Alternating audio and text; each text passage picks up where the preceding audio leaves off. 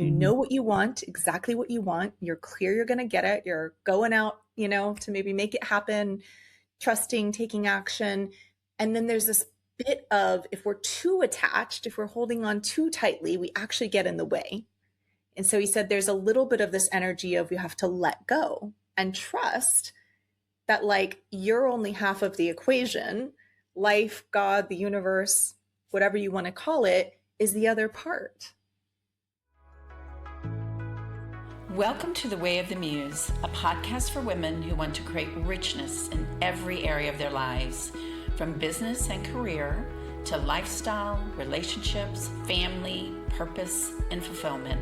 I'm Gigi Sage. And I'm McKenna Sage. We're a mother-daughter coaching team, and combined, we've spent over 4 decades helping people create their best and most fully expressed lives. If you're ready to step into your bigger dreams with ease, fun, and flow, you're in the right place. Let's get into the episode. Happy New Year. Happy New Year. Oh, time off we had. So fun. Yeah, 2026 is here. Woohoo!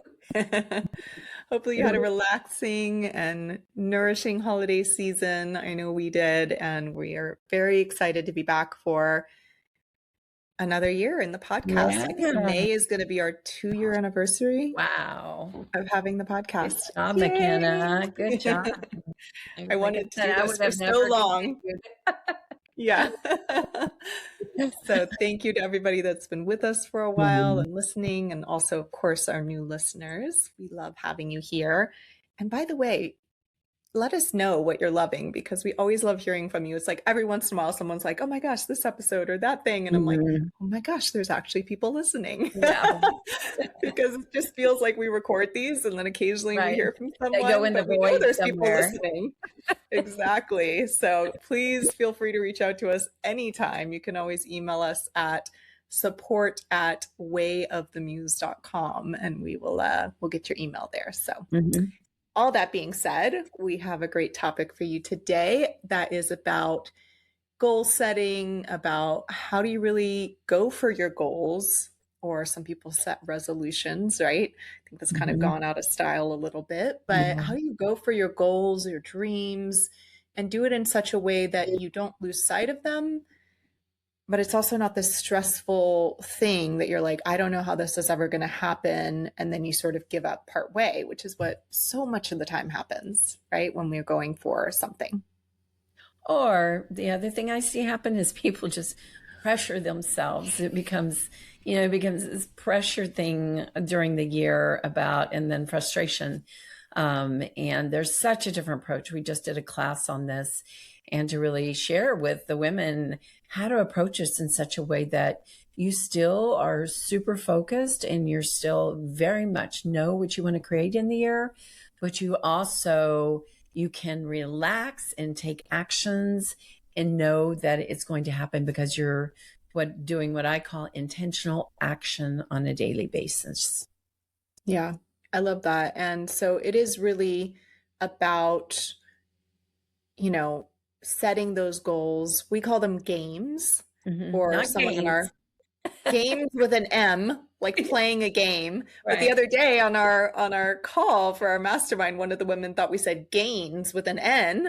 And we were like, well, that kind of works too. So whatever you want to call it, goals, games, gains, it's really great to look at. Of course, where do you want to be at the end of this year? That's where it begins. And hopefully, you have a process to do this from a place of desire, from a place of aliveness, not just from the mind. That's something we really work with our clients around and did on the call the other day to help them really see, again, what do you really, really want? Not, the laundry list of things you think you should do, or setting these pie in the sky goals that you get like frustrated you're not anywhere close to. So I think we did an episode on this last year as well around this time, like a goal, or not a goal setting, but like a visioning episode. So we'll link that in the show notes as well. That might give you a way to begin here. But we really want to talk about, like, how do you, like Gigi's saying, how do you have the intentional action while holding the vision of that longer term goal or game? Yeah. And what we shared the other day in the class was that to really see, first of all, what do you love doing? What brings you joy? What are the fun things? And put that into your game or your goals first. Because with that, there is a different kind of feeling. If you've calendared the things that you love and the things that you know you're going to do, that are going to bring energy, that are going to make you have a bit more vitality, then when you start to really look at your vision, the clear things that you want to create in the year. And what we did is we did it around personal, professional, and physical. You can do it whatever way you want. But in it, then you have some clarity. And then you also have this feeling of you're celebrating. And then in the celebration, you're also going for your game or your goals. Yeah. So there's a couple things you shared there. One is around the fun first, right? Put the fun first. Yeah. And so what's fun that you want to do this year? What, like you said, what energizes you, and making sure you're putting that in to your year. And then it was really identifying what are those goals or games, and not having 10 or 20 things on that list, because the reality is we're not going to remember all of that. You can have desires, a list of desires if they're just fun and you're going to write them down, and that's that. But if you really want to go for a game or a goal, then it would be probably narrow that down. And like you said, we did one professional, one personal, and one physical game for each person. So that's a nice way to do it. That really clarifies things. And one question that we had everybody answer when they were coming up with their games was, how will you know when you've accomplished this? How will you know when you've accomplished this?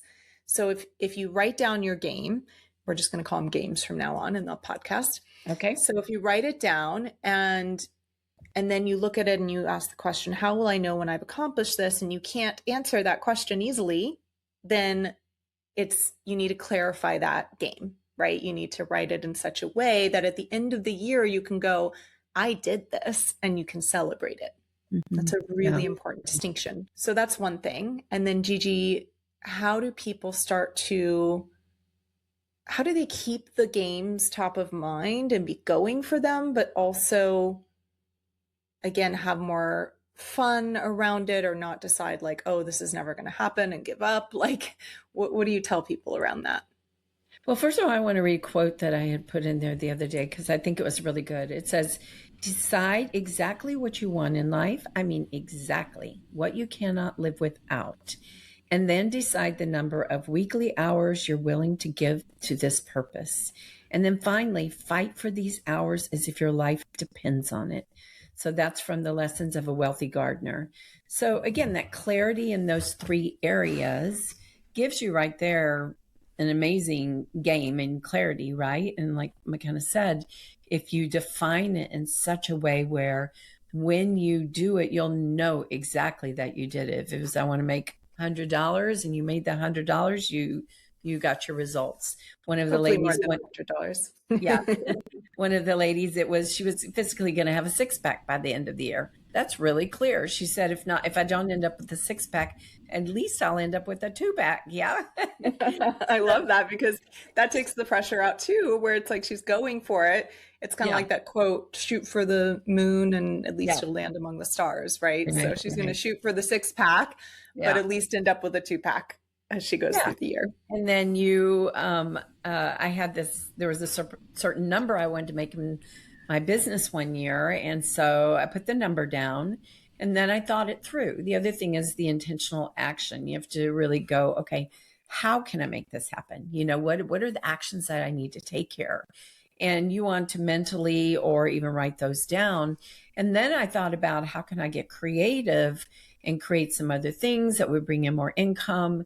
And so I did that. So in my actions, I was taking intentional action, but in a way to create my game, but not out of pressure.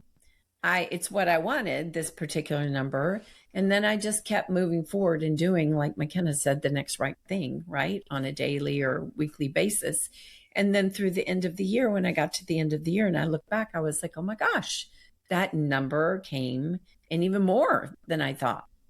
So in that, there was always an awareness. And I think the part of what's the next step each day, right there, that keeps it top of mind.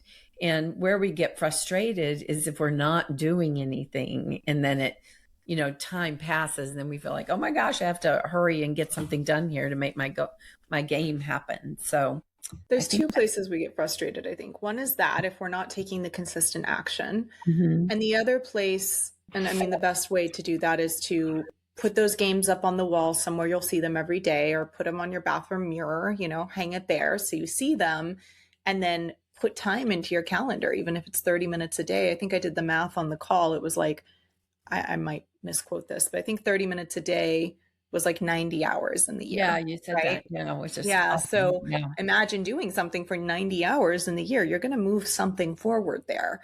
So that's how to take consistent action. But the other place I see people get frustrated is they're working on it for a month, for 2 months, and it feels like nothing's happening, or they're not, let's say they work on it for 3 months and they're not a quarter of the way there. They go, oh my gosh, this isn't going to happen. Right. And then they get frustrated and they give up. So I really want to talk about that, because the way to get around that is to keep focusing on the next right action. And you have to then trust that you're either going to hit the moon or you're going to land among the stars. Yeah. Right. So you're either going to hit that goal. If you really work on it consistently right up until the end of the year, something's going to happen, even if it happens right at the end, and that's the thing that's hard for us, is we want to see linear progression happening, but moving these things forward is not linear. I feel like you have a lot to say on that. So I'm going to hand it over to you. Well, and just about how things show up with momentum. Yeah. This instant gratification we expect, and the consistency, as we've talked about 1,000 times, of little bits added, little bits of each day add into really big things later, right? And that consistent action and the intentional action, again, because you're aware of where you want to go and what you want to do. And by doing that, what happens is, again, it goes back to my quote that I love: until one is committed, right? Then, nothing really happens. The minute you commit, then, oh my gosh, it says what? Providence moved, things change, and out of nowhere, opportunities come to you, and maybe not even having to do with the action you were taking, but it's because you were on that consistent next right step. Yeah. Almost the way I would think about this is, I think they call it like a hockey stick curve of growth. Okay. If you imagine like what a hockey stick looks like, it's got like the little dip at the bottom and then goes way up. That's often what happens if people stay consistent for long enough. But 90% of people, let's say, I'm making up the statistic, but 90% of people stop before that hockey stick growth happens, before they hit the momentum, that growth curve that's just like exponential.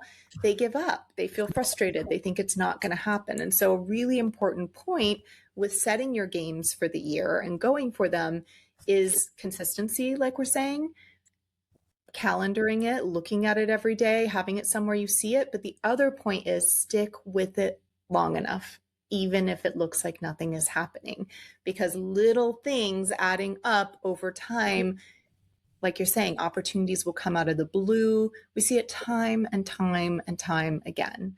So that's a really important distinction here around going for your games and around really allowing them to happen. Because you gave the example, Gigi, of your big financial goal. And I don't know if this happened to you, but let's say where maybe you were partway through the year and you hadn't come close to it yet. Then did you just say, okay, it's not going to happen, and give up? No, I kept on, and I didn't know how, and so, no, I just kept on. And I also was like, I would love for it to happen. If it doesn't happen, it doesn't happen, so, but I was definitely still always looking and always planning and thinking. And a lot of times what I do, it's in the thinking. I see, and I just keep on seeing it and saying, how can I do this? Or what could I do differently? Or what could open somewhere? And, I had a lot of that last year, and that was too, also because of connections and people sharing and things like that. But doors opened in a very unusual way. That was, I knew something I wanted and I felt it. And then it started opening up in a way that I could never imagined in a million years. And that's where I think why I love the quote so much, because it says to decide exactly what you want out of life. And what you cannot live without. And what you can't live without. This is the example that's coming to me. So maybe it's for me for this coming year. I was thinking if you were trying to sell books, right? We have our book coming out very soon, which is very exciting. It's called The Wisdom That Raised Me, A Daughter's Journey into Wholeness, Wisdom, and Womanhood. And I was just thinking, let's say you were trying to get people to buy your book and you wanted to get, I don't know, sell thousands of copies, whatever that number is.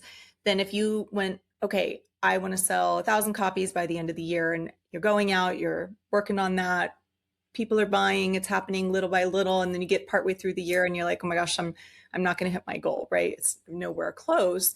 But if you kept at it, then maybe in September, October, November, or December 15th for that matter, you get on a podcast or some opportunity comes up and all of a sudden you sell way past your goal because you tapped into this whole audience. That's an example of kind of that hockey stick curve, or like you're saying with your financial goal, is somebody introduced you to somebody and it opened up a whole market of people. That could happen at any point, but it takes you being consistent. And what you said is kind of unattached, right? And we don't mean unattached like you're not going for it. We mean unattached like you're not pressuring yourself about it. And I originally heard this concept on one of Oprah's podcasts years ago. I remember Michael Bernard Beckwith was on there, and he talked about in manifestation, he said there's something called the let go. And I've always remembered that, the let go. He said, you know what you want, exactly what you want. You're clear you're going to get it. You're going out, to maybe make it happen, trusting, taking action. And then there's this bit of, if we're too attached, if we're holding on too tightly, we actually get in the way. And so he said there's a little bit of this energy of you have to let go and trust that you're only half of the equation.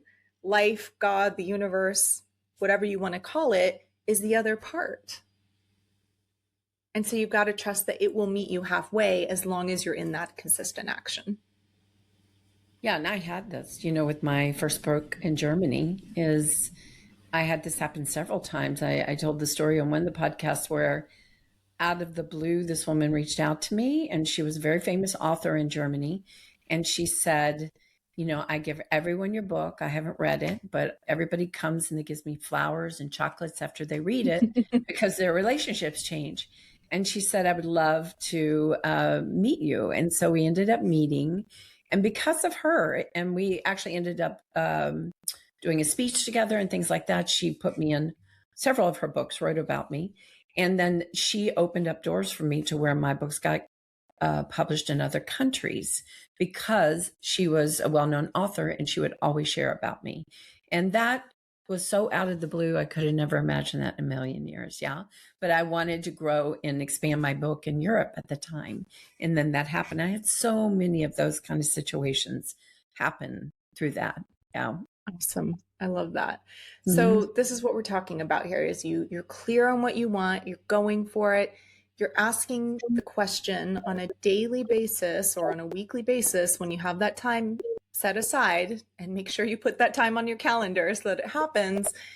You're asking the question, what is my next right step? What is the next thing that moves me forward towards this goal? And then you let go of knowing the A to Z. That's what I said on the call the other day. You're not going to know A, B, C, D all the way to Z exactly how this is going to happen.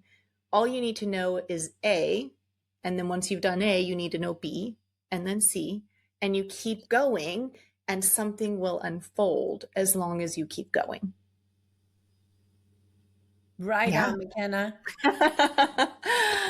This is just, I think it's an important one, right? I know we're like very passionate about this hilariously small thing, but I just see it all the time. I see it all the time, that people, they just get frustrated and they give up, or they're pressuring themselves too much, or they're, I don't know, different versions of this. And so it is really key.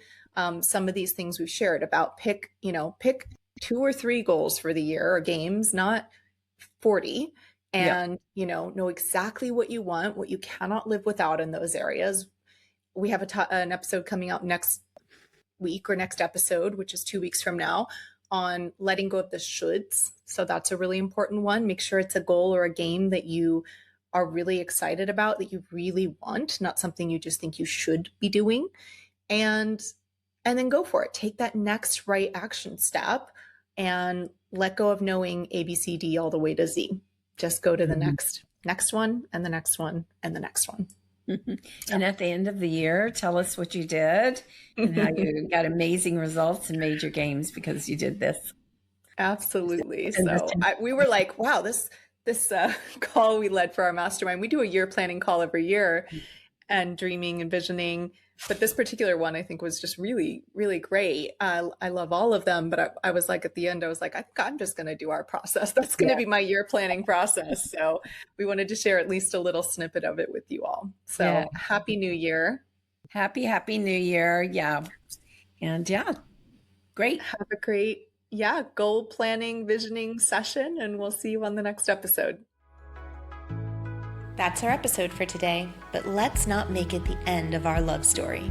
Be sure to subscribe to the podcast and think of some women in your life you'd love to share it with. And if you want to learn more about our events and programs, visit wayofthemuse.com. See you next time.